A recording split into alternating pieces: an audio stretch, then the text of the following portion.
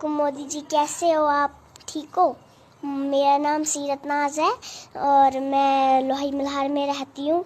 मैंने ना आपको एक बात बोलनी है।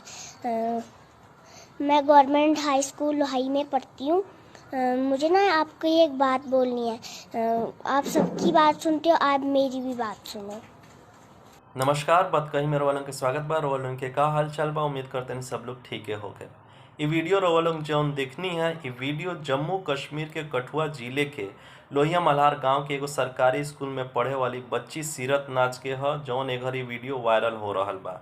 वीडियो में सीरत नाज प्रधानमंत्री मोदी जी से अनुरोध करतारी कि उनका स्कूल के सही से बनवा दियल जाओ, जैसे ऊ और उनका स्कूल के अन्य साथी ठीक से स्कूल में पढ़ सके लो।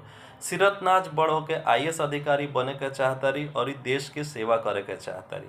ये वीडियो पर रउआ लोग के का राय बा कमेंट द्वारा बताई लो और ये वीडियो के ज़्यादा से ज़्यादा शेयर करी लो और ये हमार पेज बतकई के फॉलो करी लो। धन्यवाद।